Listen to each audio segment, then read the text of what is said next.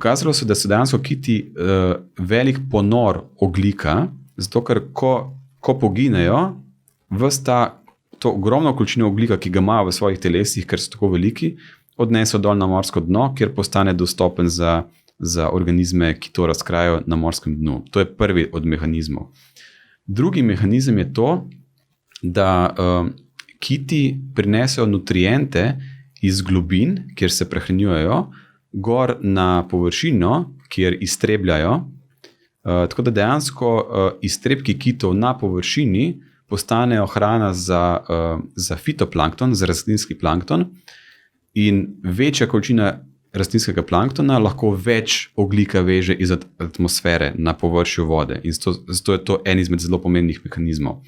Drugi pomembni mehanizem, spravi, to je bila ta vertikalna migracija dnevna kitov, ko se prehranjujejo v globinah in grejo potem gor.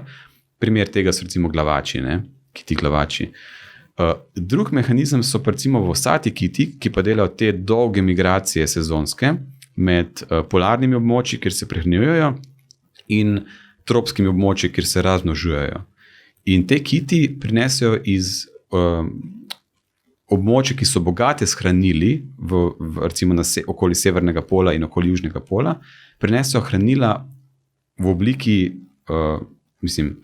tam jih zaužijajo svojo hrano in s tem prinesejo dejansko hranila potem, ko se selijo proti ekvatorju, v ekvatorialne vode, ki so sicer veliko bolj revne z nutrienti in s tem tudi z fitoplanktonom, ker tam še vedno iztrebljajo, s tem naredijo dostopne te nutriente fitoplanktonu tam, s tem lahko fitoplankton bolj uspeva in tudi tam potem dodatno veže ogljik iz atmosfere. Sprav, to je drugi sistem in kot že omenjeno, ko poginejo, veliko tega odnesejo dejansko dol s sabo.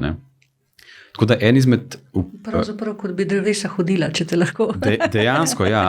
In tudi, ker so tako enormni, tako ogromni, je to toliko bolj pomembno. In se je pokazalo, da s tem, ko smo zdesetkali populacije kitov s kitolovom v preteklosti, smo si dejansko res plunili v svojo lastno skledo, ker je zdaj cel sistem manj odporen na vplive klimatskih sprememb, kot če bi teh kitov bilo toliko, koliko jih je bilo na začetku.